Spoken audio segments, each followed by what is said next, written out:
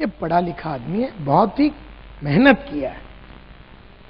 तो 8/73 में 8%, 8/73 सर्वे का नाम था। ये 8% वो आदमी है जिनको तुम झापड़ मार मार के थक जाओगे, लेकिन ये खा खा के नहीं थकेगा। बहुत ही पावरफुल आदमी। क्या आप ये 8% में है? क्या वो 44% में है? क्या आप वो 22% में है? क्या आप वो 16% में है? क्या आप वो 10% में है? क्या आप ये 8% में है? मैं तो 8% वाला हूं।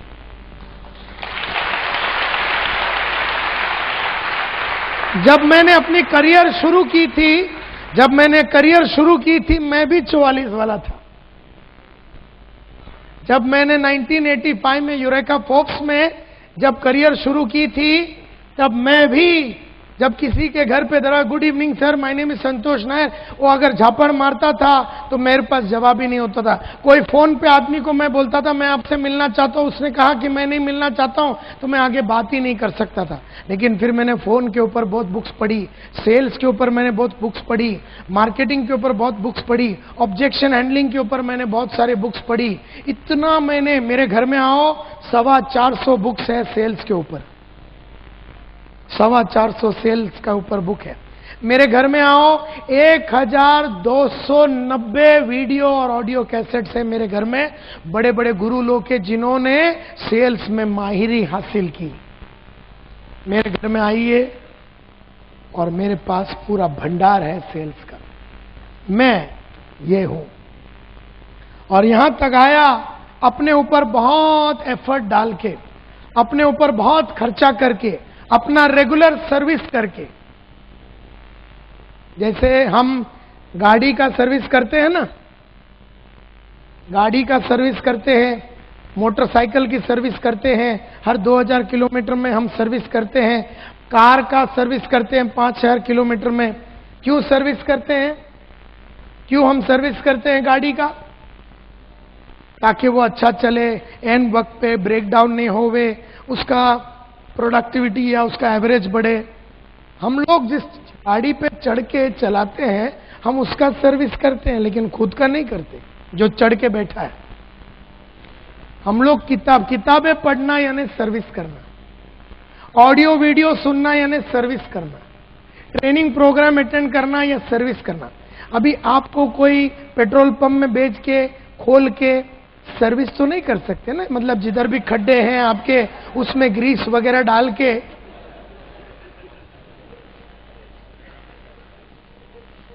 तो वो सर्विसिंग नहीं कर सकते हैं, वो तो गाड़ी की होती है। आपका कैसा होता है? Books, audios, videos, seminar, training program, ये आपका सर्विसिंग है। कई लोगों ने ये सर्विसिंग नहीं किया, बोल के वो 44 में है, थोड़ी बहुत सर्विसिंग किया वो 22 में है, जिसने और सर्विसिंग की अपनी वो 16 में है, जिसने और सर्विस की वो 10 में है, जो 24 घंटा सर्विस ही कर रहा है वो 8% है। मैं वो सेल्समैन हूं। और जब तक तुम वो लेवल पे नहीं आओगे, जैसे यहां पर जितने भी लीडर्स हैं, उन्होंने लीडरशिप के ऊपर, मेरा बाहर लीडरशिप के ऊपर कैसेट है, बहुत सारे बुक्स है लीडरशिप के ऊपर।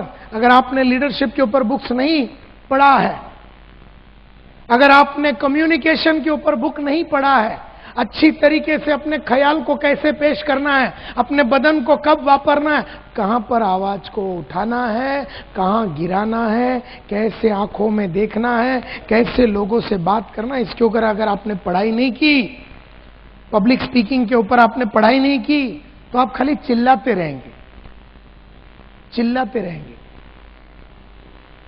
और चिल्लाना मोटिवेशन नहीं होता, डेप्थ चाहिए, पढ़ाई किया हुआ आदमी चाहिए। और पढ़ाई किया हुआ आदमी ये है, इसने बहुत मेहनत की अपने ऊपर। मेरा रिक्वेस्ट आप लोगों से यही है कि अगर जीतना है तो ये कैटेगरी में आइए, ये कैटेगरी।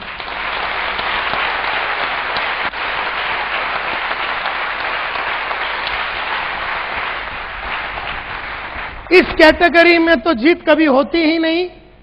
इस कैटेगरी में कभी कभी होती है, इस कैटेगरी में थोड़ी और ज्यादा टाइम जीत होती है, इस कैटेगरी में थोड़ा और इस कैटेगरी में रोज जीतना होता है, रोज जीतना।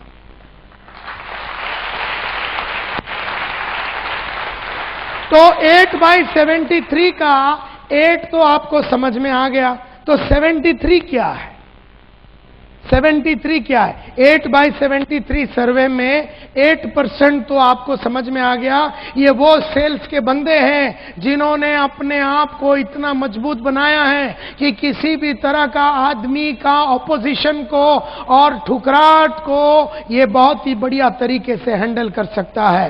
ये तुर्रम खान है, ये AK-47 है, ये लक्ष्मी बम है, ये एकदम तगड़ा आदमी है, इसको हराया नहीं जा सकता। हर दिन बेचता है, हर दिन 1-2 जन को अंदर कर देता है। वो जो 44 वाला ना, महीने भर में 2 को अंदर करता है, मर के वो भी। ये रोज आदमी को अंदर करता है, रोज आदमी को जुड़वाता है। कैपेसिटी है, किसी को भी मिल सकता है, बिंदास है और कोई घबराहट नहीं है इसकी। लेकिन ये ऐसे अपने आप को बना के लिया, ये मां के कोख में बन के आया हुआ आइटम नहीं है, ये बना के लिया है। इसने मार के अपने आप को सर्विस करके बना के लिया। तो 8/73 का 8 तो ये है, तो 73 क्या है? 73 क्या है? 73 क्या है? कोई बता सकता है? बोलिए, गेसवर्क कीजिए, 73 क्या होगा? 8/73 में 8 तो ये हो गया, 73 क्या है? हाँ जी, 73 सेल आउट ऑफ 100। अच्छा, ओके, ये 73 क्या है? 73 फेलियर्स। 73 क्या है? क्या है 73? यस मैडम,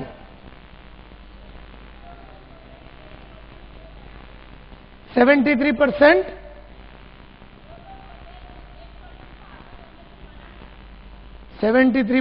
वो लोग होते हैं जो 8% को आगे बढ़ने से मना करते हैं। अच्छा, very close, very close, very close. Yes sir, 73% followers होते हैं ऑफ 8%। 73% साहब बोल रहे हैं वो 8% के फॉलोअर्स है। यस सर, एक सेकंड, एक मिनट। हाँ जी,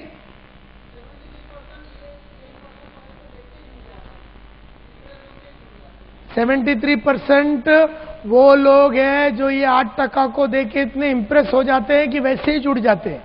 अच्छा अच्छा, ओके। यहां पर किसी ने कुछ कहा? यस सर,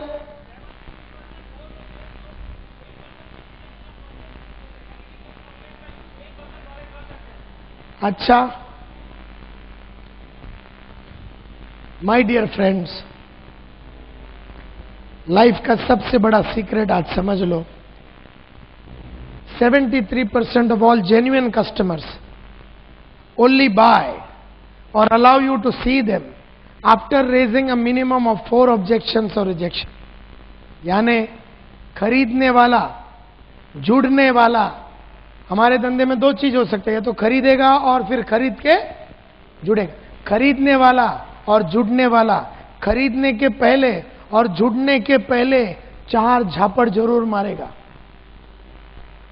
असली खरीदने वाला आदमी, असली जुड़ने वाला आदमी जुड़ने के पहले और खरीदने के पहले बेचने वाले को बराबर 4 कस के मारता है, और जब बढ़िया जवाब मिलता है चारों का तो वो जुड़ता है।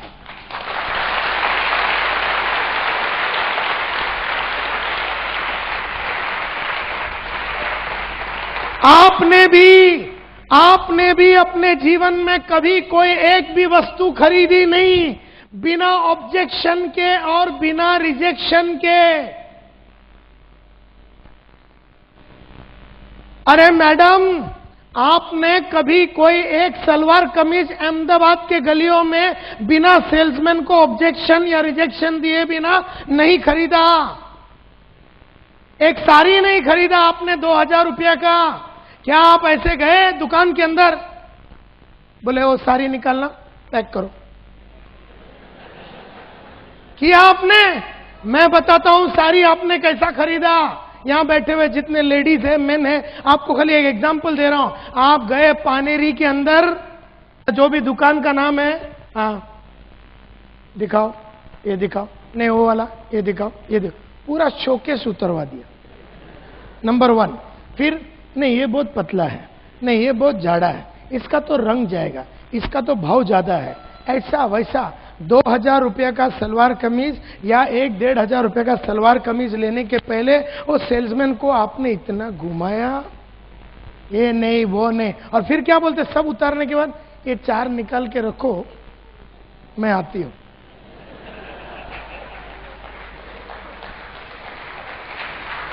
नंबर 1,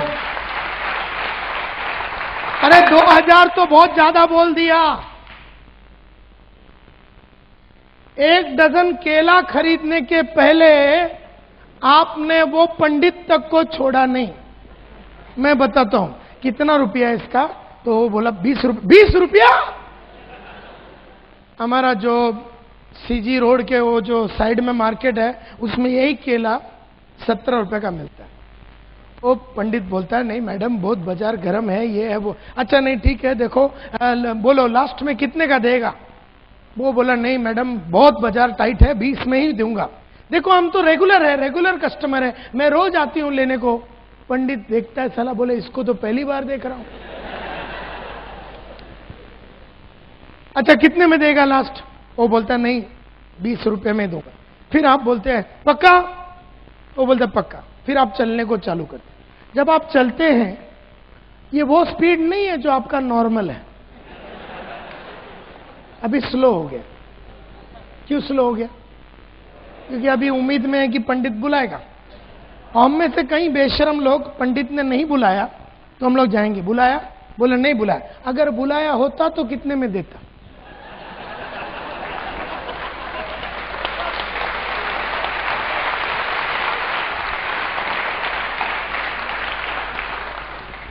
मतलब आपने बाइक लेने के पहले, कार लेने के पहले, फ्रिज लेने के पहले, कोई भी चीज लेने के पहले आपने उस सेल्समैन को मिनिमम 3-4 झापड़ जरूर मारा है।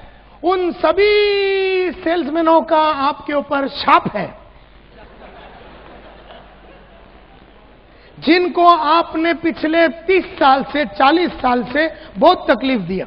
नेकलेस लेने को गया, कुछ भी लेने को गया, आपने कभी भी आपने ऑब्जेक्शन या रिजेक्शन दिए बिना कभी कोई चीज खरीदा नहीं। तो आपको क्या लगता है कि नेटवर्क मार्केटिंग में या नेटवर्क का कोई प्रोडक्ट खरीदने के पहले आपको ऑब्जेक्शन बिल्कुल नहीं मिलेगा? है? आपको मिलेगा, मिलेगा, मिलेगा। कितना मिलेगा? मिनिमम 4। और अगर बराबर हैंडल किया तो वो आदमी जुट जाएगा या प्रोडक्ट ले लेगा। खरीदने वाला ही ऑब्जेक्शन देता है, ना खरीदने वाला घंटों तक आपके साथ बैठेगा और आपको बोलेगा अच्छा इसमें ये भी मिलता है, ओह बढ़िया, अच्छा इसमें ऐसा भी होता है, सिल्वर, ये वो गोल्ड, ओह बढ़िया, और क्या क्या होता है, और इसमें ना ऐसा ट्रिप होता है, जो जीता वही सिकंदर, ये वो, अच्छा ये भी है, थाईलैंड भी जाने को मिलेगा, ये भी मिलेगा, अच्छा बहुत बढ़िया बढ़िया। और अपन उसको एक एक समझाते रहेंगे ये सोच के कि अभी लेगा, अभी लेगा, अभी लेगा। लास्ट में बोलते सब बढ़िया है, बढ़िया है, एकदम बढ़िया। तो मतलब जुड़ना ही पड़ेगा अपने को, तो 100%। तो कल परसों चेक मैं दे देता हूं। ऐसा आदमी तुमको उसके बाद उसकी लाश तक नहीं मिलेगी।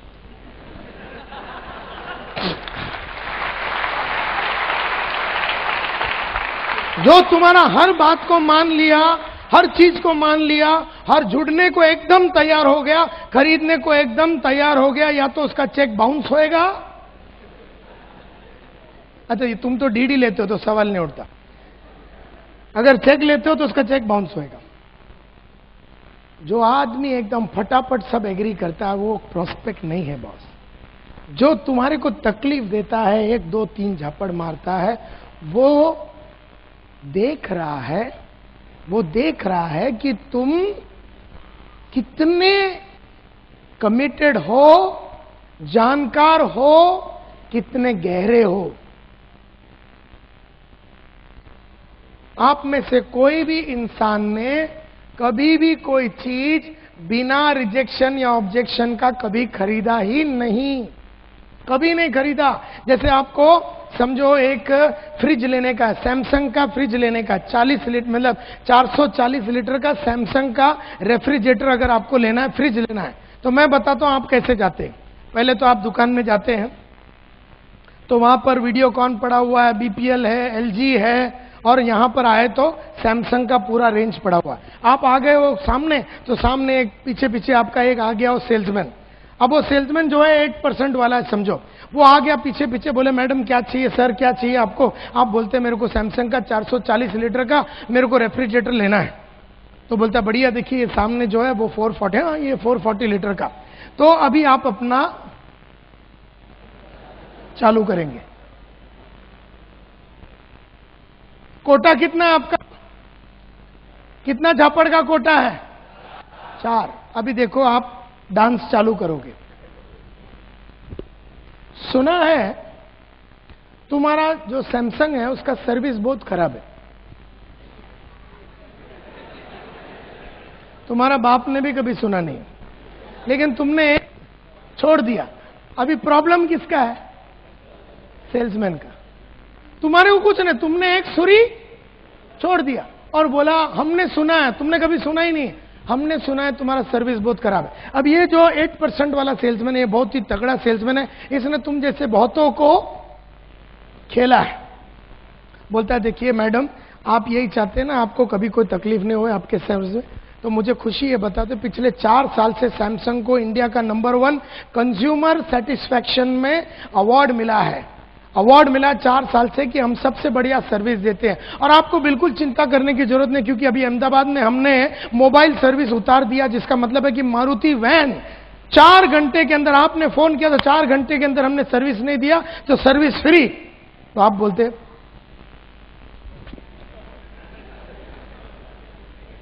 क्योंकि अभी आपका कोटा कितना खत्म हो गया? 1, लेकिन आप छोड़ेंगे नहीं, आपके पास कितना बाकी है? 3। अभी सेकंड डांस। सुना है इसका कंप्रेसर बहुत जल्दी उड़ता है।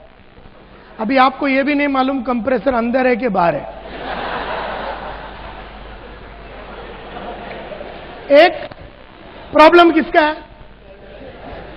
तो सेल्समैन बोलता है देखिए मैडम, आप यही चाहते हैं कि आपका कंप्रेसर में कोई प्रॉब्लम, तो मुझे खुशी है बताते हुए कि हमारा जो कंप्रेसर है वो किर्लोस्कर कोपलैंड बनाता है। कोपलैंड यानी कि यूनाइटेड स्टेट्स और वर्ल्ड का सबसे बड़ा लीडर है, जिसका कंप्रेसर बनता है 6 सिग्मा क्वालिटी, जो वर्ल्ड का सबसे बड़ा क्वालिटी टेक्निक है, उसको यूज करते हो। तो देयरफॉर आपको कभी कोई टेंशन लेने की जरूरत ही नहीं। और उसमें भी एक और बढ़िया बात मैं आपसे बताना चाहता हूं, क्योंकि इस पीस के साथ हम आपको देने वाले 5 साल का वारंटी।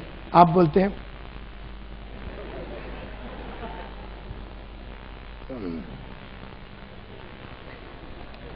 कितने का है? कितने का है? तो बोलता है 42,500। 42,500? ये सेम पीस गांधी इलेक्ट्रॉनिक्स में 40,500 का मिलता है। तो सेल्समैन बोलता है मैडम ये M97 है, वो M87 है, इसमें कैस्टर है, इसमें ये है, इसमें नीचे जमीन पे आप आराम से उसको धक्का मार के लेके जा सकते हैं। आप बोलते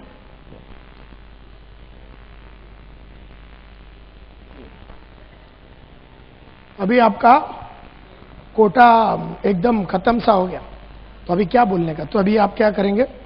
उधर एक व्हाइट कलर का फ्रिज पड़ा हुआ है, ब्लू कलर का है, रेड कलर का। आप बोलेंगे क्रीम नहीं, क्रीम क्रीम।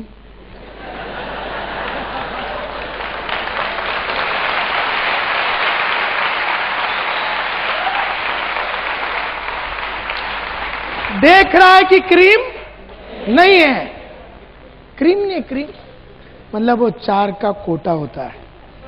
एंड देयरफॉर एक बात समझने की कोशिश करो, कोई भी आदमी लैपटॉप खरीदने के पहले, 10,000 का सूट लेने के पहले इंश्योरेंस लेने के पहले, केला लेने के पहले, नेकलेस लेने के पहले, गाड़ी लेने के पहले, घोड़ा लेने के पहले 4 झापड़ जरूर मारेगा। एंड देयरफॉर आज के बाद जैसे कोई आदमी झापड़ मारता है ना पहला वाला, एकदम एक्साइट हो जाने का।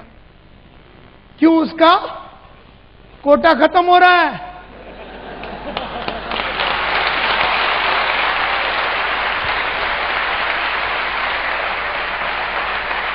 वो बोलता है मेरे को, बोलता है आपका प्रेजेंटेशन तो बहुत बढ़िया हुआ, टैगोर हॉल में आपका बढ़िया प्रेजेंटेशन हुआ, लेकिन आई एम नॉट इंटरेस्टेड। तो इसने कोटा का पहला वाला फेंका, एक्साइट हो जाओ, बढ़िया सा जवाब दो, और दूसरा वाला देगा और भी खुश हो जा। सेकंड दिया तो एकदम पागल हो जाने का, थर्ड दिया तो साले को लपक के चुम्मा लगा डालने का।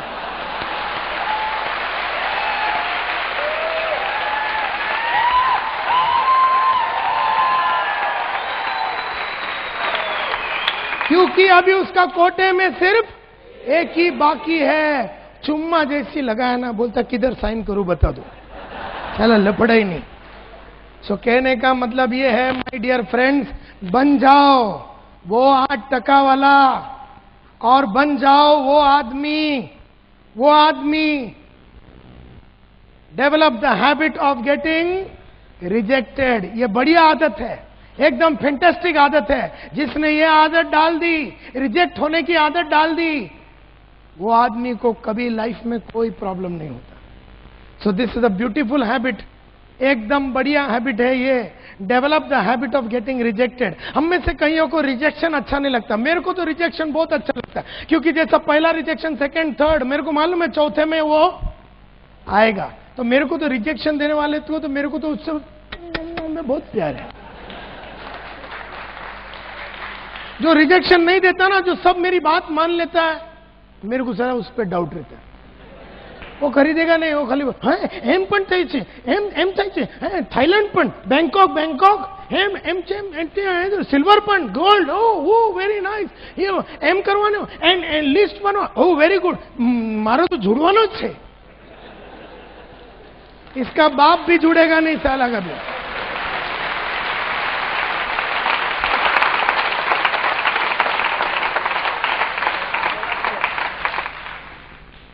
सो कितने आदत हो गए? 2। एक तो पहला प्रोस्पेक्टिंग हैबिट, दूसरा हैबिट था कॉलिंग या इनवाइटिंग हैबिट। तो जब भी किसको इनवाइट करते हो ना, तो बस उसी को ढूंढना जो तुम्हें रिजेक्ट कर रहा है और 4 दे रहा है। 4-5 देगा फिर ले लेता, लेकिन तब तक अपन खड़ा रहना चाहिए। वो 1 दिया तो तू भागना नहीं। हम में से कई लोग ना मेंटली पहले वाले में गिव अप कर देते हैं, और 40 मिनट उसके साथ खड़े रहेंगे, लेकिन हमने मन में सोच लिया ये जुड़ने वाला नहीं है। मैं तो 40 मिनट खड़ा हूं तो 41 मिनट तक चक्कर चलाते रहूंगा जुड़ने के लिए। अब तीसरा हैबिट, उसका नाम थोड़ा अंदर चला गया, सेलिंग हैबिट। सेलिंग हैबिट में मैं सिर्फ इतना बताना चाहता हूं कि नेटवर्क मार्केटिंग में जब किसी को बेचने को जाते हो, आपकी बेचने की चाहत उसकी ना खरीदने की चाहत से ज्यादा होना चाहिए।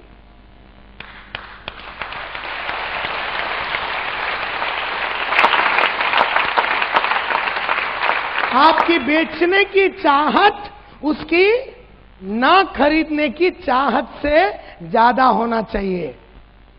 क्योंकि जब आप बेचने को जाओगे तो आपको वो बहुत सारे रीजन देगा कि अभी क्यों नहीं जुड़ेगा, अभी क्यों नहीं खरीदेगा। आप अगर वो 5 रीजन देता है तो आप उसको 6 रीजन दीजिए कि क्यों जुड़ना है और क्यों अभी खरीदना है। तो आपकी बेचने की चाहत उसकी ना खरीदने की चाहत से ज्यादा होना चाहिए। अगर आपने ये आदत नहीं डाली जानबूझ के, अगर ये आदत नहीं डाली, कौन सी आदत? आपकी बेचने की चाहत उसकी ना खरीदने की चाहत से ज्यादा वाली आदत अगर आपने जानबूझ के नहीं डाली, तो अनजाने में कौन सी आदत डाल दोगे? अनजाने में आपको उसकी ना खरीदने की चाहत आपकी बेचने की चाहत से कम हो जाएगी। ये अगर आप डाल दोगे तो प्रॉब्लम हो जाएगा। और जो जीता वही सिकंदर। आप बेचने को जाओगे, क्यों लेना चाहिए, तो वो भी तो बेच रहा है कि मैं क्यों नहीं लूंगा। जब मैं आपको बेचने को आ रहा हूं कोई चीज, तो आप मेरे को, मैं आपको बोल रहा हूं आप इसलिए खरीदो, आप मेरे को बोलेंगे मैं इसलिए खरीदूंगा नहीं, मैं बोलूंगा इसलिए खरीदो, आप बोलेगा इसलिए नहीं खरीदूंगी, मैं बोलता हूं इसके लिए खरीदो, आप बोलेंगे इसलिए नहीं खरीदेंगे, मैं बोलता हूं इसके लिए आप जुड़ो, आप बोलते मैं इसके लिए नहीं जुड़ूंगा। मतलब मेरा आपको समझाने का चाहत आपका ना समझने का चाहत से ज्यादा होना चाहिए। अगर ये आदत नहीं डालोगे, अनजाने में हम घर से ही तैयार होके जाएंगे, कुछ होने वाला तो नहीं है, फिर भी जाके देखते हैं, तो आप तो घर से ही हार के जा रहे हैं। आपको उस आदमी के घर तक जाने की जरूरत ही नहीं है, आप तो ऑलरेडी हार गए, और वो तुमको वहां पर 3-4 बातें बोल के और हरा देगा। एंड देयरफॉर सेलिंग हैबिट में हमेशा मैं ये बोलता हूं, unless you have deliberately form the habit of calling on prospect determined to make him, आप उसको समझाओ कि क्यों जुड़ना है, आप उसको बताओ क्या फायदा है, वो आपको बोलेगा फायदा नहीं है। आप उसको बताओ 10 बातें, वो आपको बताएगा 11 बातें, आप उसको बताओ 12वां बातें, वो आपको बताएगा 13वां बातें, आप उसको बताओ 14वां बातें। मतलब आपकी बेचने की चाहत उसकी ना खरीदने की चाहत से ज्यादा होना चाहिए। And that is a habit. अगर ये आदत, ये भी आदत है, ये सब आदत है, ये आदत नहीं डालोगे तो फंस जाओगे। नहीं तो वो आपको समझा देगा कि वो क्यों नहीं खरीदेगा, और आप समझ जाएंगे, और आप समझ गए कि क्यों वो नहीं लेना चाहता, तो कौन हारा, हम हारे। ये समझ लेना।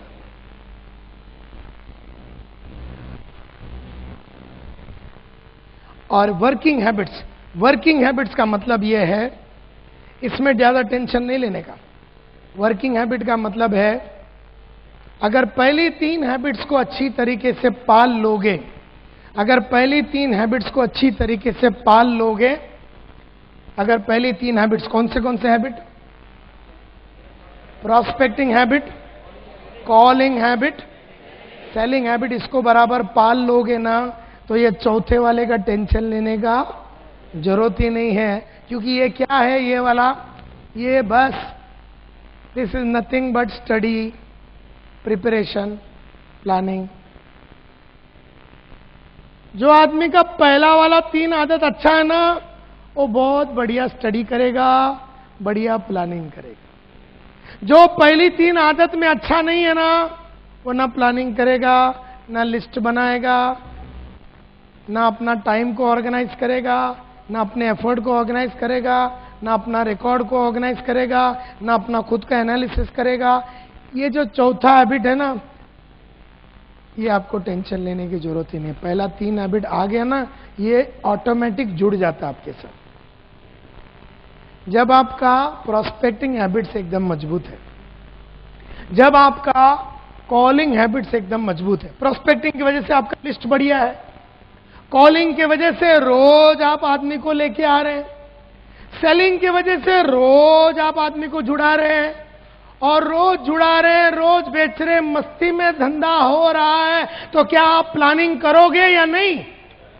क्या आप अपना टाइम को बराबर वापरोगे कि नहीं? क्या आप पढ़ाई लिखाई करोगे कि नहीं? ये वो चौथा आदत है। तो जिसका पहला 3 आदत अच्छा है ना, वो ये चौथा हैबिट जो ऑटोमेटिकली जुड़ जाता है उसके साथ। तो इसका चिंता नहीं करो। तुम ध्यान लगाओ पहला 3 हैबिट को डेवलप करने का। तुम ध्यान लगाओ पहला 3 हैबिट को डेवलप करने का, और वो पहला 3 हैबिट अगर तुमने डेवलप कर लिया तो तुमको कोई टेंशन की जरूरत ही नहीं है। अब मैं कुछ सब हैबिट्स की बात करता हूं। जैसे वन ऑफ द रीजंस जो सक्सेसफुल लोग जो सक्सेसफुल होते हैं वो इसलिए होते हैं कि वो लोग बहुत जल्दी उठते हैं। अभी यह दिख नहीं रहा आपको, getting up at early in the morning. मैं रोज 5:30 बजे उठता हूं। पिछले 24 साल से मैं रोज 5:30 बजे उठता हूं। तो आप नौकरी भी करते हैं तो भी टेंशन नहीं, सुबह जल्दी से उठने की आदत डालो। दूसरा, मैं रोज जॉगिंग और वॉकिंग करता हूं। क्यों? क्योंकि एनर्जी का गेम है, ये एनर्जी का गेम है। बहुत सारे लोग 10 मिनट बात करते तो थक जाते हैं, कई लोग 12 बजे के पहले दिन में थक जाते हैं, शाम तक उनका चलता ही नहीं है। तो फिजिकली एक सेल्स का बंदा है तो फिजिकली आपको बहुत ही एनर्जेटिक रहना पड़ेगा। अगर आप फिजिकली एनर्जेटिक नहीं है, और वो आती है जॉगिंग से, वॉकिंग से, हेल्थ के ऊपर ध्यान लगाने से, ये सब हैबिट्स है। ये अच्छी आदत डालो, अच्छी चीजें खाने पीने की अच्छी चीजें डालो, वजन कम रखो, भागदौड़ करने की आपकी क्षमता बनी रहती है। दूसरा, रोज टेलीफोन करो लोगों को और कॉल करो, रोज टेलीफोन करो और कॉल करो, ये एक आदत है। ये अगर आदत डाल देंगे, 4 जन को तो मिनिमम मिलना चाहिए। अगर आप फुल टाइमर है तो मिनिमम 4 आदमी को मिलना चाहिए, और अगर आप पार्ट टाइमर है तो 1 to 1 कम से कम 2 आदमी को। बाकी ग्रुप में, सेमिनार में तो आपका संडे जो भी चलता है वो तो चलता ही रहना चाहिए, लेकिन रोज मिलने की, किसी न किसी को मिलने की एक धार बना रहता है। दूसरा, जितना हो सके एक टेरिटरी में काम करो, एक ही एरिया में काम करने का चक्कर चलाओ। मतलब जितने भी आपके बिल्डिंग में आपने किसी को जुड़ाया तो नेबर के पास जाइए, नेक्स्ट वाले के पास जाइए, नेक्स्ट वाले के पास जाइए, एक ही एरिया में ज्यादा से ज्यादा आदमी को जुड़ने का चक्कर चलाया जा सकता है। तीसरा, एक कॉन्सेप्ट है जिसका नाम है 3 डोर्स। एक सेल्स के बंदे के लाइफ में 3 दरवाजे होते हैं। मेरे बॉस अनिल कुमार गुप्ता बोलते हैं कि कोई भी सेल्स के आदमी के पास 3 दरवाजे होते हैं। हम लोग सब सेल्स के बंदे हैं, हम लोग नेटवर्क मार्केटिंग के बंदे हैं, यानी कि हम लोग बेचने के बिजनेस में हैं। तो हमारे लाइफ में 3 दरवाजे होते हैं। सबसे पहला दरवाजा आपका घर का दरवाजा, जितना जल्दी हो सके निकल जाओ। सेकंड दरवाजा आपका ऑफिस, या बोलते हैं ना ऑफिस हुआ, या फिर अपलाइन के साथ ज्यादा टाइम बैठने का नहीं, टाइम वेस्ट नहीं करने का, ऑफिस को जितना हो सके अवॉइड करो। तीसरा दरवाजा आपका कस्टमर का दरवाजा, उधर टेंट लगा के सो जाओ, उधर टेंट लगा के सो जाओ। 3 दरवाजे हैं और मैंने ये तीनों दरवाजे पे जिंदगी बनाया है। सबसे पहला दरवाजा आपका घर का दरवाजा, जितना जल्दी हो सके निकल जाओ। क्यों? सब खर्चे वाले आइटम है उधर। वो बीवी बोलती है मेरे को ये लेके दे, बच्चा बोलते है ले, सब खर्चे वाला आइटम है और वहां पैसा नहीं है। Second, the door of your office. जितना हो सके, मैं ऑफिस में नहीं जाता था क्योंकि वहां पर ज्यादातर ये जो ज्यादा ऑफिस में बैठ के टाइम वेस्ट करते सब दुखी लोग रहते। और तीसरा दरवाजा कस्टमर का दरवाजा, वहां पर आपको बिजनेस मिलेगा। जिधर कस्टमर है उधर सेल्समैन होना चाहिए। ये आपकी एक आदत होनी चाहिए और ये बहुत ही इंपॉर्टेंट आदत है। एक आदमी को तो मिनिमम अंदर करने का चक्कर चलाना चाहिए, 1% एटलीस्ट को क्लोज करना चाहिए, क्योंकि आपके सेमिनार तो रेगुलरली होते हैं। हर दिन एक आदमी को अंदर करने का चक्कर चलाना चाहिए। और दुनिया में एक चीज याद रखना, रोज एकदम बढ़िया कपड़ा पहनने का, लेडीज ऐसा ड्रेसअप करने का जैसे कि तुम्हारा शादी है, आदमी लोग ऐसा ड्रेसअप करने का आज जैसा तुम्हारा शादी है। शादी में जाते टाइम एकदम फटा पुराना पहन के जाने का। जब आप शादी में जाएंगे ना, एकदम सिंपल पहन के जाने का, सब तुमको ही देखेंगे। नहीं तो क्या है, तुमने भी नेकलेस पहना है, 1000 लेडी है तो हजारों ने नेकलेस पहना, कोई देखता ही नहीं किसी को। क्या है कि शादी में एकदम फटा पुराना डाल के जाने का, और जो नॉर्मल डे है ना, एकदम सच जट के जाने का, सब देखते हैं।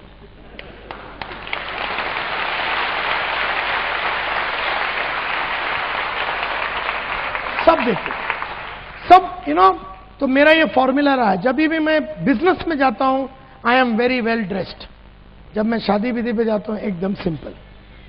तो बिजनेस में भी लोग अपने को ही देखते हैं, शादी में भी अपने को ही लोग देखते हैं। ये गेम है। दूसरा, जितना हो सके फैमिली को इन्वॉल्व करो। जितना हो सके फैमिली को इन्वॉल्व करो, हस्बैंड वाइफ, अगर बड़े ग्रोन अप बच्चे इन्वॉल्व करो, क्योंकि ये बिजनेस में फैमिली का सपोर्ट बहुत ही इंपॉर्टेंट होता है। मैं तो एक और चीज बोलूंगा आपको कि डेलीगेट कर दो ऐसे हर वो चीज जिसमें पैसा नहीं मिलता ना, तो सब डेलीगेट कर दो, सब डेलीगेट कर दो, दूसरे से कराओ। जैसे मैं ना अपना गाड़ी चलाता हूं, ना मैं ऑफिस में चेकबुक साइन करता हूं, ना कोई चीज खरीदता हूं, ना घर में कोई रिपेयर वर्क है, वो मैं कोई नॉन रेवेन्यू जनरेटिंग काम नहीं करता। नॉन रेवेन्यू जनरेटिंग काम, मैं सिर्फ रेवेन्यू जनरेशन काम करता हूं। यानी मैं आपके सामने खड़ा हूं तो भी पैसा मिल रहा है। मेरे पहले लोग आ गए, सब सेट हो गया। मेरे 3-4 असिस्टेंट घूम रहे इधर, उन्होंने माइक सेट कर दिया, वो मेरे पहले आए, उन्होंने स्क्रीन सेट किया, मेरा लैपटॉप मेरे से पहला आया, पानी मेरे से पहला आया, माइक मेरे से पहला आया, सब सेट हो गया। मैं ऐसा कोई काम नहीं करता हूं जिसमें रोकड़ा नहीं आता।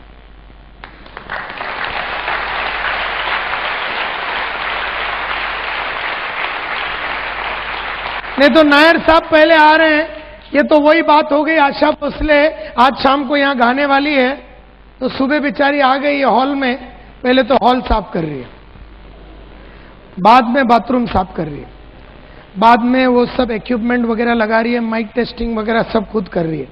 उसके बाद बाहर खड़े रह के खुद ही टिकट बेच रही है। शाम को कौन मेरा बाप गाएगा? शाम को लेट लेट के गाएगी वो, फिर एकदम।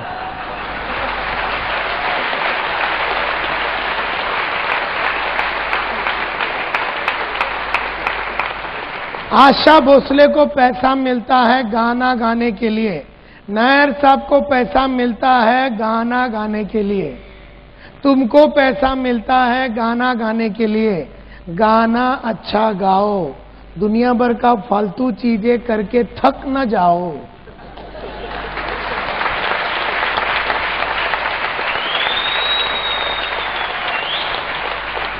हम में से कई लोग शाम को 6 बजे एक्चुअली बहुत थक जाते, क्योंकि सुबह क्या बैंक में गया, दोपहर को हज का बिल भरा, 3 बजे क्रेडिट कार्ड के पीछे पड़े थे, 4 बजे गाड़ी सर्विस को गए थे, 5 बजे प्रेजेंटेशन है।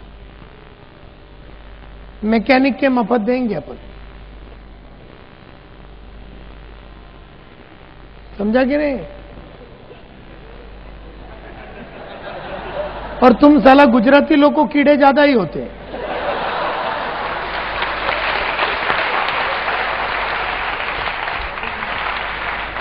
मैं ऐसा कोई काम नहीं करता हूं जिसमें रोकड़ा नहीं आता है। अब ये वीडियो वाले हैं, ये जो वीडियो वाले हैं हमारा, आपने मेरे से कभी बात किया ये वीडियो शूटिंग करने का? मैं तो आपका नाम तक नहीं जानता हूं। किसने मेरे कंपनी से बात किया आपसे? मैं नहीं जानता हूं। मेरा टिकट किसने बुक किया? आनंद ठाकर। क्या मेरा इधर आने का पूरा सिलसिले में मैंने कभी तुम्हारे से बात किया कि मैं कौन से फ्लाइट में आऊंगा, कौन से फ्लाइट में जाऊंगा, कौन से होटल में रहूंगा, मेरे को कौन उठाने को आएगा, कौन मेरे को सुलाने को आएगा? मैंने कभी बात किया तुमसे? मेरे को तो तुमने डायरेक्ट इधर ही देखा कि नहीं?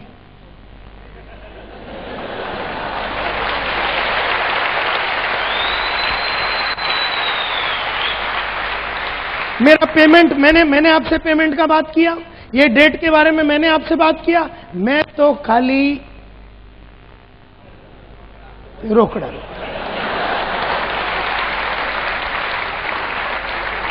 बाकी सबके लिए मैंने आइटम रखे हैं, सबके लिए।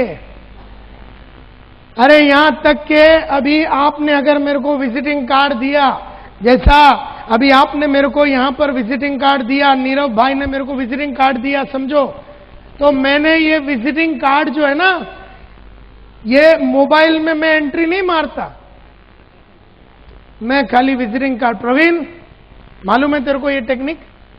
हाँ, लैपटॉप में अगर एम लिखा तो और एफ लिखा तो फाइल करने।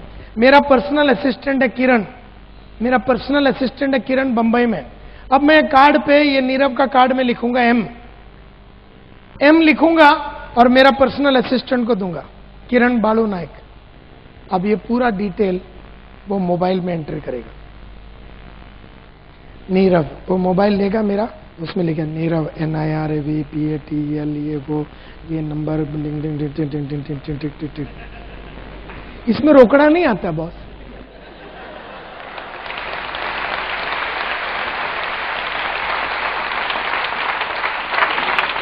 ना मैं डिजिटल में एंट्री मारता हूं, ना मोबाइल में एंट्री मारता हूं, ना गाड़ी सर्विस को लेके जाता हूं, ना घर का पेंटिंग, ना ऑफिस का पेंटिंग, ना कुछ भी नहीं करता मैं।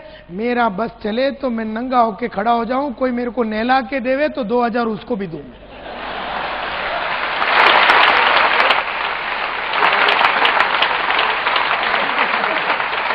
तो मैं खड़ा हो जाऊंगा, बोलेगा चल नहला, तो अपन सोच रहे हैं अभी ठाकर को पकड़ने का है कि अरविंद भाई को पकड़ने का, कहां से माल आएगा, रोकड़ा किधर से आएगा, बोलता सर हो गया, अच्छा ठीक है। मैं सिर्फ रोकड़े वाला काम करता हूं। मेरे को कभी भी तुम ऐसा कोई काम करते हुए नहीं देखेगा जिसमें पैसे नहीं आ रहे। लेकिन उसके लिए, सबके लिए मैंने एक 4000 वाला, 3000 वाला, 5000 वाली, 8000 वाला, 2000 वाला, सबको मैंने सेट करके रखा और मैं सबको पालता हूं, क्योंकि मैं खाली माल कमाता हूं। हम में से कई लोग सब काम खुद ही करते हैं। हम अगर धंधे वाले हैं तो हम खाली रेवेन्यू जनरेशन एक्टिविटी करना चाहिए, बाकी सब डेलीगेट कर देना चाहिए। बेचने का जिधर है ना, बेचने का, खड़े रह के जरा फंडे पिंडे मारने का, उधर बराबर डांस करने का और पूरा दिन उसकी तैयारी करने का, कैसे बात करूंगा, किसको पटाऊंगा, किसको लूंगा, क्या डायलॉग मारूंगा। पढ़ाई लिखाई करो, बेचो, पढ़ाई लिखाई करो, बेचो, बीच का सब काम आइटम लोग से कराओ। मार्केट में होलसेल में मिलते हैं।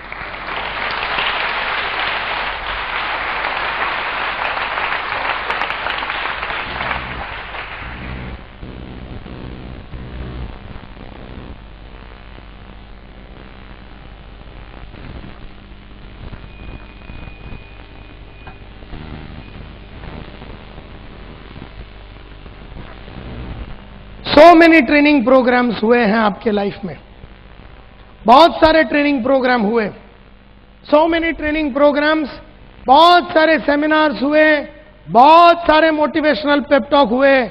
कभी अरविंद खड़ा हो गया, तो कभी आनंद खड़ा हो गया, तो कभी नीरव खड़ा हो गया। बड़े बड़े नेटवर्कर को दिल्ली बिल्ली इधर उधर से सब जगह से बुलाया और हर टाइम हम लोग यहां पर आए और ये सब ट्रेनिंग प्रोग्राम, सेमिनार वगैरह अटेंड किया। और हर ट्रेनिंग प्रोग्राम के बाद हमने मन में सोचा, साला अभी तो सुधर जाऊंगा, अभी तो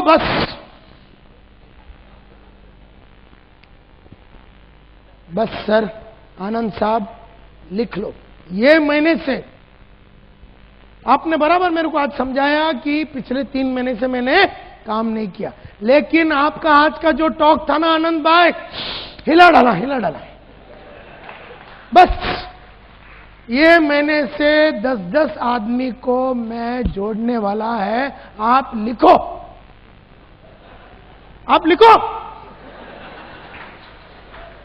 अभी मेरे को आज समझ में आ गया, अभी मैं जिंदगी में पीछे हटने वाला नहीं। 24 घंटे के बाद उसका लास्ट तक अपने को जरने। हर ट्रेनिंग प्रोग्राम में हर आदमी बोलता है कि मैं कुछ करूंगा, मैं कुछ ये करूंगा, मैं ऐसा कर दूंगा, एंड मैं जला दूंगा, हिला दूंगा, ये कर दूंगा, वो कर दूंगा। हर ट्रेनिंग प्रोग्राम के बाद लोग वादे करते हैं। हर प्रोग्राम के बाद अच्छा वादे करते हैं और उनके मन में चाहत भी है इंप्रूव होने का। हर आदमी को चाहत भी है इंप्रूव होने का और वादे भी करते हैं, एंड बहुत सारे रेजोल्यूशंस भी लेते हैं। बस कल से मैं रेगुलरली काम करूंगा। अभी तो आपने मेरे को समझाया ना, तो मैं अभी 6 बजे मैं वो अकाउंटेंट का काम करता हूं, वहां से मैं रोज 9 बजे तक 3 घंटा मैं रोज शाम को काम करूंगा। और बहुत रेजोल्यूशन, बहुत हम प्रण भी लेते हैं कि ये करूंगा, वो करूंगा, लेकिन सो लिटिल अचीवमेंट। वादे करने के बावजूद भी अपने अचीवमेंट्स बहुत कम है। वो क्यों? वो इसलिए क्योंकि वादे करना एक बात है, निभाना अगली बात है। क्या हो गया कि बहुत सारे लोग वादे करते हैं निभाते नहीं हैं, वादे करते हैं निभाते नहीं हैं, वादे करते हैं निभाते नहीं, तो वादे करके ना निभाने की आदत पड़ जाती है। बहुत कम लोग हैं जो वादे करके निभा पाते। देयरफॉर वादे मत करो, और अगर करते हो निभाओ। सो मेनी, हर प्रोग्राम के बाद हर आदमी बोलता है सर मैं सुधरूंगा, मैं इंप्रूव होऊंगा, मैं ऐसा करूंगा, मैं ऐसा करूंगा, मैं जला दूंगा, मैं हिला दूंगा, मैं ऐसा कर दूंगा, मैं बस समझ गया सर, अब तो बस अभी आपको कभी बोलने की जरूरत ही नहीं पड़ेगी सर। 2 दिन में फिर लाइन पे आ जाता है। क्योंकि क्या है, अगर आपने आज वादा किया ना कि मैं फील्ड पे जाऊंगा, तो आज सुबह या आज शाम को आपको जाना है, फिर कल सुबह उठ के फिर वादा आने का, और कल फिर जाना है, और परसों फिर उठना है और वादा करना है और फिर जाना है, और तरसों फिर उठना है और वादा करना है और फिर जाना है, और उसका अगला दिन फिर वादा करना है और फिर एक्चुअली जाना है। देयरफॉर अगर आपने वादे करके अगर गए नहीं ना बीच में, तो आप सीधा 0 पे आ जाते। And therefore it is said कि बिकॉज एनी रेजोल्यूशन और डिसीजन यू मेक टुडे, आज कोई भी रेजोल्यूशन लोगे, कोई भी डिसीजन लोगे टुडे, कल यही रेजोल्यूशन कि मैं बुक पढ़ूंगा। बुक पढ़ना सिर्फ आज के लिए नहीं है, बुक पढ़ना यानी कि जिंदगी भर पढ़ने की बात करो। मेहनत करूंगा तो खाली आज के लिए नहीं, जिंदगी भर का वादा करना है। ऑडियो वीडियो सुनूंगा नायर साहब, खाली ये महीने में नहीं, मई में, जून में भी सुनना पड़ेगा, जुलाई में भी सुनना पड़ेगा, 2007 में भी सुनना पड़ेगा, 2008 में भी सुनना पड़ेगा, 2009 पे भी सुनना पड़ेगा, 2010 के लिए भी सुनना। मैंने पढ़ने की आदत, रोज 1 घंटा पढ़ने की आदत 1985 में डाली, आज 2007 हो गया, 22.5 साल से रोज पढ़ता हूं। तो खाली वादे 85 में किया था पढ़ने का और 86 में तोड़ दिया, ऐसा नहीं होता। कोई भी चीज अगर आपको करना है तो जीवन भर करना है। कॉल भी आपको रोज करना है। कई लोग क्या हो जाते हैं, थोड़ा गोल्ड हो गया, थोड़ा सिल्वर हो गया, गोल्ड हो गया, थोड़ा डाई, वो मतलब क्या बोलते हैं, पर्ल हो गया, तो फिर बोला अपड़ो तो थई गयो, फिर ये पैर ऊपर करके बैठा है, बोले लाइन काम करेगा नीचे। वो आदमी का धार चला जाता है, वो आदमी का धार चला जाता है। जिस चीज ने तुम्हें सक्सेसफुल बनाया है उस चीज को तुम्हें रेगुलरली करते ही रहना है। जिस चीज ने तुम्हें सक्सेसफुल बनाया है उस चीज को तुम्हें रेगुलरली ही करना है। तो ये कहा जाता है कि resolution can only be made and kept in the first place if you link it to your purpose. वही आदमी वादे करके निभा सकता है जिसका पर्पस क्लियर है। वादे करके ना निभाने वाले का पर्पस देखो है ही नहीं।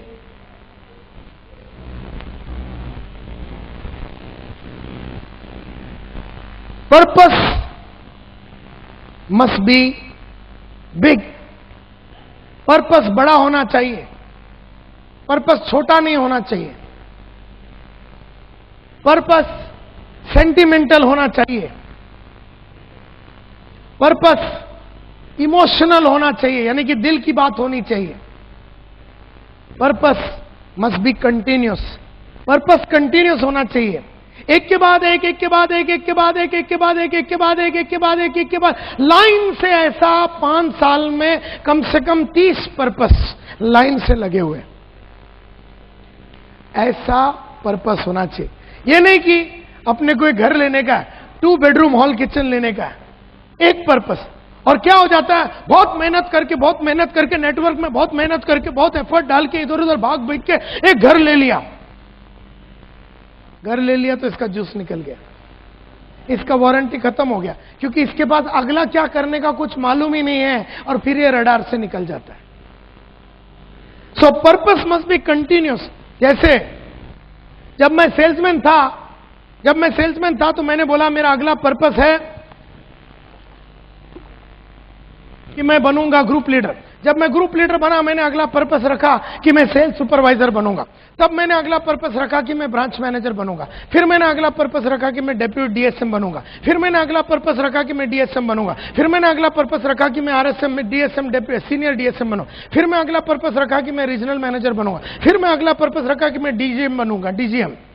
फिर मैंने अगला पर्पस रखा कि मैं जीएम बनूंगा। फिर अगला पर्पस था मेरा वाइस प्रेसिडेंट बनने का। फिर अगला पर्पस था मेरा डायरेक्टर बनने का। और फिर मैंने बोला कि एक बार 1988-89 की बात है, तब मैंने पर्पस रखा कि मैं मेरी बड़ी बहन का शादी कराऊंगा और इसके लिए मेरे को इतना लाख रुपए का जरूरत है। भागा भागा भागा, बहुत सारे एफर्ट डाला और बड़ी बहन का शादी करा। उसके साथ साथ मैंने लाइन से पर्पस लिख के रखा था कि अब मेरे को छोटी बहन का शादी कराना। छोटी बहन के लिए इतना पैसा लगेगा, उसके लिए भागा भागा भागा, बहुत सारे फायर एक्सटिंग्विशर और बहुत सारे वैक्यूम क्लीनर बेचे और उसका शादी कराया। फिर एक पर्पस रखा कि मैं एक ट्रेनिंग कंपनी चालू करूंगा और ये तारीख को चालू कर। फिर उसको मैंने चालू किया। फिर मैंने बोला कि 1992 में मैं कार लूंगा, फिएट गाड़ी, तो वो पर्पस रखा। बराबर वो पर्पस रखने के बाद मैं उसके पीछे भागा। अगला पर्पस रखा मैंने मारुति 800। 1996 में अगला पर्पस रखा कि मैं मारुति एस्टीम लूंगा 14 सितंबर को।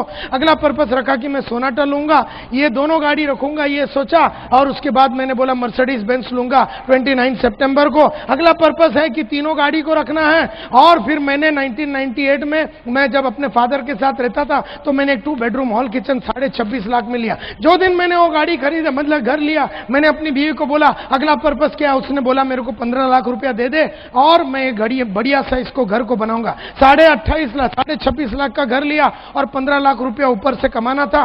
भागा भागा भागा, वो 15 लाख रुपया कमाया, उसका बढ़िया सा रिनोवेशन किया और वो घर के अंदर मैं 8 दिसंबर सन 2000 को घुस गया। जब मेरा वो किया, मेरा अगला पर्पस था कि मैं मेरा बापू का घर खरीदूंगा। बात ऐसा हुआ माय डियर फ्रेंड्स कि सन 2000 में एक दिन मैं घर पहुंचा तो बोला डैडी ने बुलाया। डैडी मेरा बाजू, हम लोग साथ में रहते थे। फिर हमने वो साथ बड़ा वाला घर लिया तो डैडी बोला मैं यही बिल्डिंग में रहता हूं। मैं बोला ठीक है, कोई बात नहीं, उधर से भी आ सकते हैं, इधर से भी आ सकते हैं, दिल करता था इधर रहते थे उधर रहते। मैं बोला कोई प्रॉब्लम। एक दिन मैं घर गया डैडी को मिलने को, बड़ा मूड उनका बड़ा डाउन था। मैं बोला क्या बात है। बोला नहीं कुछ नहीं। मैंने बोलो। बोलते यार घर बेचने का ये। बोले ये घर जिसमें फादर 40 साल से रह रहे थे और दिल का टुकड़ा था, बढ़िया सा गार्डन था। मैं बोला ये घर क्यों बेचना आपको। बोलता है मैंने लाइफ में कभी ये दोनों बेटियों के लिए कुछ नहीं किया। तेरे लिए तो मैंने कुछ भी नहीं किया, बेटियों के लिए भी कुछ नहीं किया, बड़ी वाली और छोटी वाली। सोचता हूं क्योंकि पिछले 1985 से मैंने पूरा मतलब ठेका लिया घर को चलाने का और इतना बढ़िया तरीके से जिंदगी, फादर मदर सबका जितना उधार बिदार सब चुका बिका के लाइफ को एकदम हसीन और एकदम फास्ट ट्रैक पे डाल दिया। ऐसे में फादर को ऐसा लगा कि मुझे कुछ बेटियों के लिए करना चाहिए। मैंने आपको ये घर बेचना और बेटियों को देना, ऐसा उनको कोई वादा किया है कि आपने, क्योंकि शादी तो मैंने करा था 10-10 साल पहले, तो आपने उनको कोई वादा। बोले नहीं नहीं नहीं, मेरा दिल कर रहा है। बोला अच्छा आपको ये घर बेचने का, पैसे बेटियों को देना है। बोला ठीक है, मेरे को 2 दिन दो। 2 दिन मैंने सोचा और मैं गया। बोला ठीक है, आप ये बताओ ये घर कितने में बेचने का। बोलता 10 लाख में। बोला ठीक है, ऐसा करते हैं ये घर मैं ही खरीद लेता हूं, ये घर मैं ही खरीद लेता हूं, मैं आपको 10 लाख देता हूं, आप दोनों बेटी को 5-5 लाख रुपया दे दो। बोलता बढ़िया आइडिया। फिर अगर तू भी मतलब ऐसा करता तो फिर अपन बोलते हैं कि बोलते 10 लाख में नहीं, फिर 7.5 में बेचूंगा और 3 टुकड़े में बांचूंगा, 2.5 तेरा, 2.5 उसका, 2.5 इसका। मेरा ही बाप, मेरा ही पैसा, मेरे को ही देने का बात है।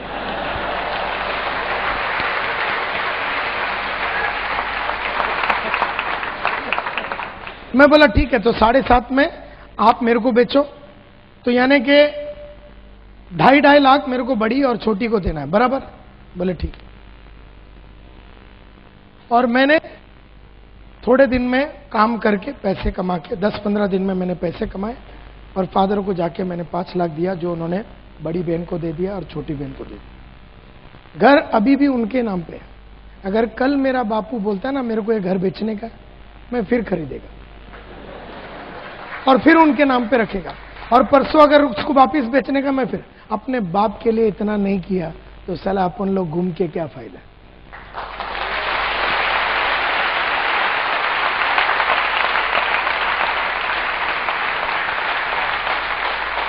अब इसमें कोई लॉजिक है क्या? इसमें कोई लॉजिक है? अपना ही बाप का घर बार बार खरीदता है, उसको पैसे देते हैं और उसी के नाम पे रखते हैं अपन घर, इसमें कोई लॉजिक है? लेकिन पर्पस में थोड़ी ना कोई लॉजिक होता है। अरे दिल की बात है, दिल की बात है। थोड़े दिन पहले मैं ऐसे टाइम्स ऑफ इंडिया पढ़ रहा था, तो मेरी बीवी बाजू में आ गई, मेरे को बोलती है, मेरे को एक हुंडा एसेंट खरीद के देता है क्या? वो तो ऐसी बात करी जैसे अपन चाय पीते हैं ना। मतलब 4 बजे चलेंगे शाम। बोले किधर? मतलब गाड़ी खरीदना। और किधर?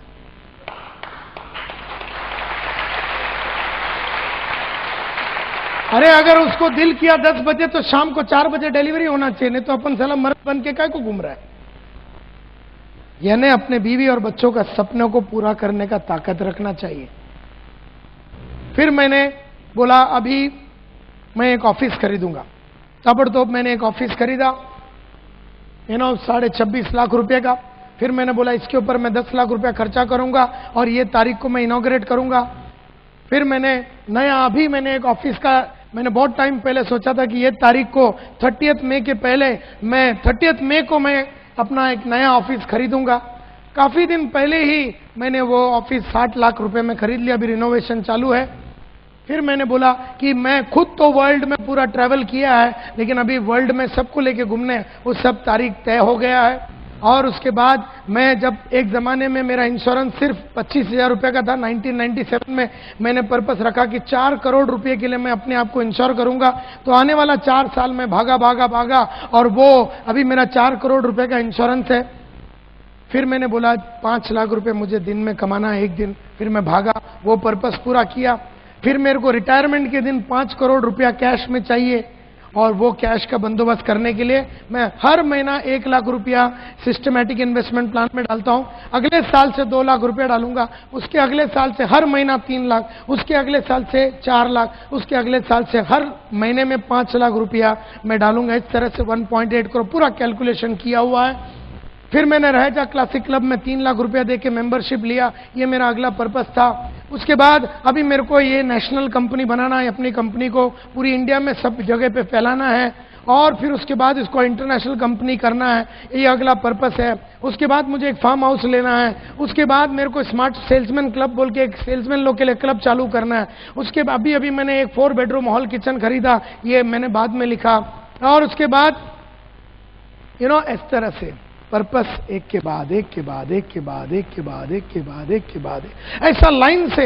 और अगर आप देखेंगे 97 में बहुत कुछ हुआ, 98 में बहुत कुछ हुआ, 99 में बहुत कुछ किया, 2000 में बहुत कुछ, 2001, 2003, हर साल में कुछ ना कुछ बड़ा हो रहा है। एक ऑफिस आ रहा है, घर आ रहा है, कार आ रहा है, ये आ रहा है, वो आ रहा है। रुका नहीं, थका नहीं, ठहरा नहीं, बिल्कुल बैठा ही नहीं।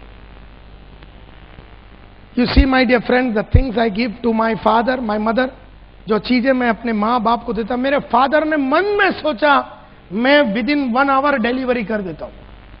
1 आवर, बोले यार मेरे को ये चाहिए।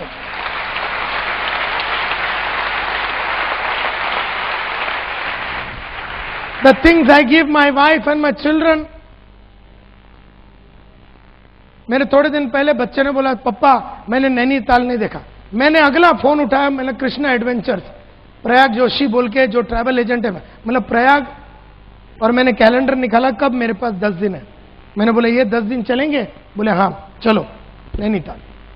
बुकिंग हो गया, एयरलाइन बिरलाइन होटल बिटल सब सेट कर दिया। The things that I do to my wife, my children, the things I give my sisters, friends, colleagues. Purpose must be smart and not visionary. Purpose smart होना चाहिए, SMART, S specific, M measurable, A attainable, R realistic, T time bound. इन्हें मेरे को घर लेना है, 1400 square feet का घर लेना है, CG रोड में लेना है, 14 जनवरी 2008 3 बजे दोपहर को लेना है। क्या ये स्पेसिफिक है? यस और नो? क्या इसको मेजर किया जा सकता है? क्या ये टाइम बाउंड है? हाँ, तो पर्पस वैसा होना चाहिए। पर्पस विजनरी नहीं होना चाहिए। जैसे सर घर लेना है, कब लेगा तू घर? कब लेना है सर? कब लेते हैं सर? जरा सेट हो जावे ना, लेते हैं। कब? 2-3 साल में लेते हैं। 2 या 3 साल सर, 3 साल में। 3 साल में कभी लेंगे? हम लेते हैं सर 2009 में ले लेंगे घर। 2009 में कब? दिसंबर, क्योंकि उसके आगे कोई महीना ही नहीं है। दिसंबर में लेंगे। तारीख 31, क्योंकि 41 तो है नहीं तो साला 41 तू पकड़, 41 पकड़ लेता है, क्योंकि 31 है तो बोल के उसको पकड़ा। तो अभी लिख दे। अभी लिख कैसे देंगे सर? सो बहुत जन का ना जो पर्पस है वो खाली विजन में होता है, ख्यालों में होता है, मन में होता है, लिखा हुआ कुछ भी नहीं। लॉजिकली देखा जाएगा तो जैसी जिंदगी चल रही है वैसे जिंदगी को चलाया देना जाना चाहिए। लॉजिकली देखा जाएगा तो पैसे कमाने की जरूरत नहीं है। लॉजिकली देखा जाएगा तो कुछ बड़ा बनने की भी जरूरत नहीं है। लॉजिकली देखा जाए तो सिल्वर भी रह जावे 50 साल तो कोई फर्क नहीं पड़ने वाला। लॉजिकली देखा जाएगा तो डायमंड बनने की जरूरत ही नहीं है। लॉजिक में कोई मस्ती नहीं है बॉस। लॉजिकली देखा जाएगा तो मैं आज भी एक न्यूज़पेपर वेंडर रह सकता था।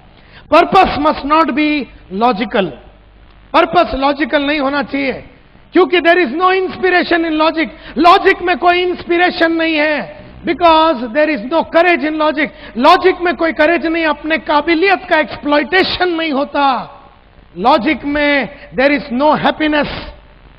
क्या लॉजिक है अपने बाप को घर को बार बार खरीदे? क्या लॉजिक है अपनी बीवी ने 10 बजे बोला तो 4 बजे डिलीवर? क्या लॉजिक है अपने बच्चे ने बोला नैनीताल जाना तो ठग करके अपने? लॉजिकली देखा जाएगा तो ये सब पॉसिबल भी नहीं है, ये सब करने की जरूरत नहीं। लॉजिकली देखा जाए तो हीरो होंडा में तुम्हारा अंतिम संस्कार हो सकता है।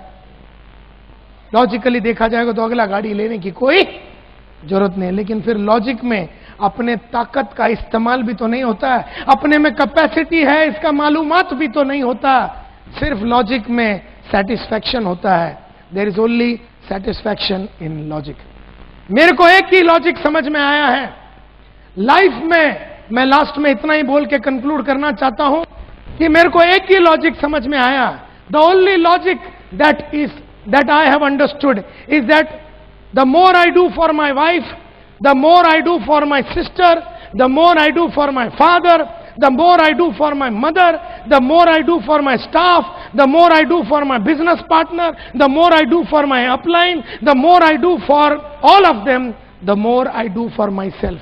जितना मैं औरों के लिए करता हूं उसमें तो अपना हो ही जाता।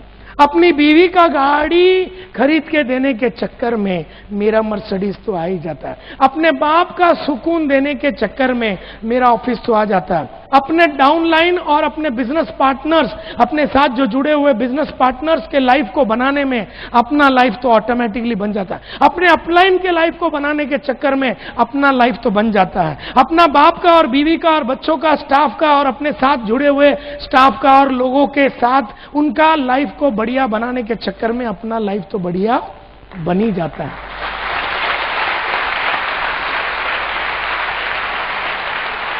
मेरे को यही लॉजिक समझ में आया है।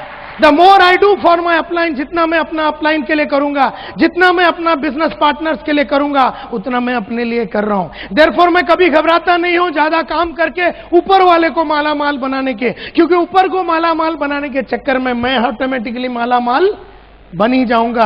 तो ये जो मेरा विश्वास है कि मैं जितना दूसरों के लिए करूंगा उतना मैं अपने लिए ही कर रहा हूं। जितना अपना माँ बाप के लिए करूंगा उतना मैं अपने लिए ही कर रहा हूं। ऑटोमेटिकली देखा जाएगा तो मेरी जिंदगी बनता ही जाएगा।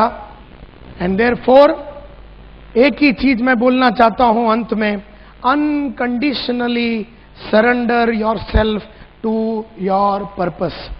अपना पर्पस में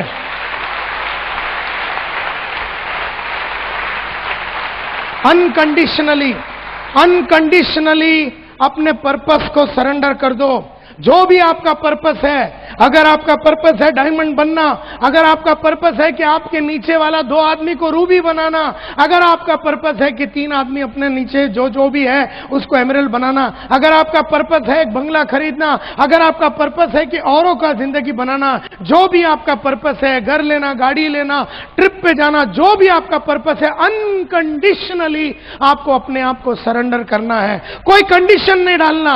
अपना पर्पस को अचीव करने के लिए कोई कंडीशन नहीं डालना। ये नहीं बोलना अगर अच्छे आदमी मिल गए तो मैं डायमंड बनूंगा, अगर मेरे को सबका साथ मिल गया तो डायमंड बनूंगा, अगर बीच में टीम न टूटा तो मैं डायमंड बनूंगा, अगर मेरा बीवी का शादी बीच में नहीं हुआ तो मैं डायमंड बनूंगा, ये वो झिंग जाए तो बीच में ये नहीं बोलना ये हुआ तो मैं ये करूंगा, ये हो गया फिर मेरा तबियत ठीक रहेगा तो मैं डायमंड बनूंगा, फिर मेरे बच्चे बड़े होंगे तो फिर मैं डायमंड बनूंगा। तू साला कुत्ता कुछ कर नहीं सकेगा।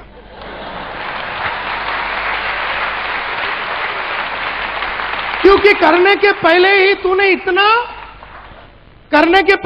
इतना कंडीशन डाल दिया कि ये होगा तो मैं करूंगा, ये हुआ तो मैं करूंगा, ये नहीं हुआ तो नहीं करूंगा, ये हुआ तो ये। तूने इतना कंडीशन डाला, तेरे को कुछ करने की जरूरत ही नहीं, क्योंकि कुछ होने वाला है ही नहीं, होने वाला ही नहीं है। ये तो वही बात हो गई ना कि महात्मा गांधी फ्रीडम फाइट के टाइम पे कंडीशन डालता है।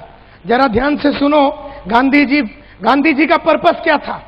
गांधी जी का पर्पस क्या था? एक ही लक्ष्य था, एक ही पर्पस था, क्या? फ्रीडम, आजादी। गांधी जी का पर्पस था आजादी। उस पर्पस और गांधी के बीच में कोई लफड़ा नहीं चाहिए। लेकिन जस्ट इमेजिन करो, गांधी जी फ्रीडम के लिए फाइट करने के लिए तैयार हो गए और बोलते हैं देखो मैं फ्रीडम के लिए फाइट करूंगा, सैटरडे संडे फाइट नहीं करूंगा, और शाम को 6 बजे के बाद फाइट नहीं करूंगा क्योंकि अपना सेटिंग है कस्तूरबा के साथ। और तुम बोलते हो इधर से डांडी चल के जाओ, मेरे से चल के जाने को नहीं होगा, तुम गाड़ी का बंदोबस्त करो। और तुम बोलते धोती बीती में जाओ, मेरे को 3 पीस सूट लेके जाओ। और मैं बोलता हूं मेरे को अगर इन्होंने डंडे बिंडे से मारा ना तो मैं बिल्कुल फाइट नहीं करूंगा। और मेरे को साल का 21 दिन प्रिविलेज लीव चाहिए, 14 सिक लीव चाहिए, 7 कैजुअल लीव चाहिए।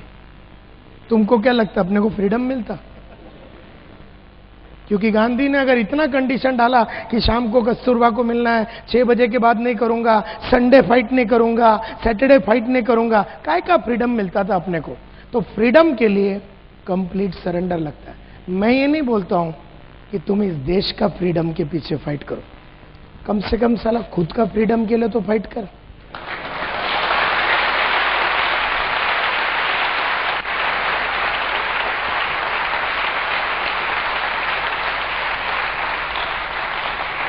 गांधी गधा आदमी था, उसने दूसरे का फाइट किया। मैं बोलता हूं तू तो अक्ल वाला है ना, तू देश के लिए लड़ मत, तू देश का फ्रीडम के लिए, तू अपना फाइनेंशियल फ्रीडम के लिए तो लड़, तू अपना फ्यूचर फ्रीडम के लिए तो लड़, तू अपना बिजनेस फ्रीडम के लिए तो लड़, तेरे बच्चे अच्छे जगह पे जाके पढ़ाई करे वो फ्रीडम के लिए तो लड़, तेरी बीवी को सबसे बढ़िया चीजें लेके दे सके, तुम्हारी हस्बैंड को तुम बढ़िया चीजें ले, वो फ्रीडम। कम से कम सली एक बीवी को तो पाल बराबर।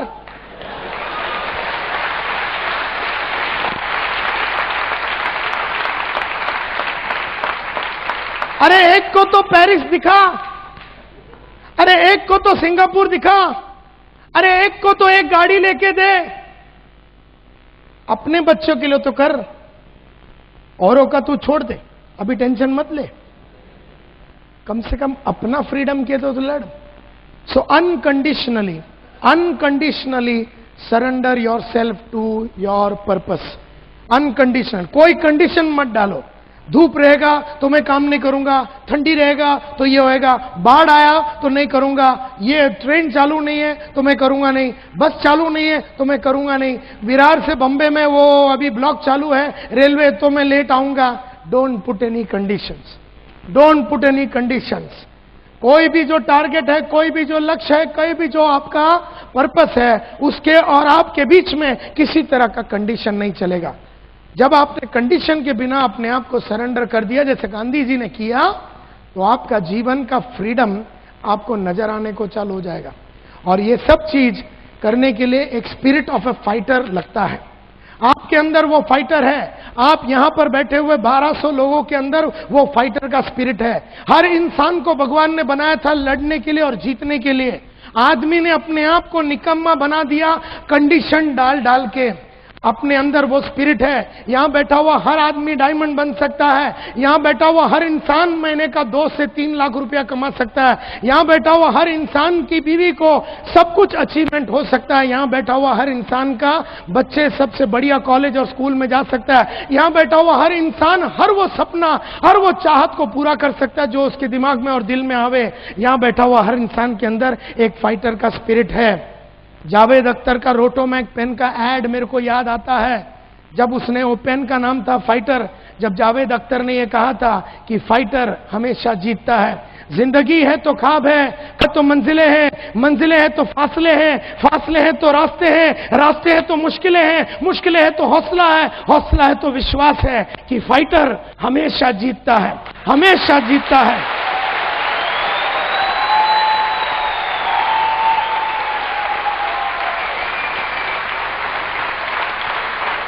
न कभी थकना तुम, न कभी थकना तुम, न कभी रुकना तुम, न कभी ठहरना तुम।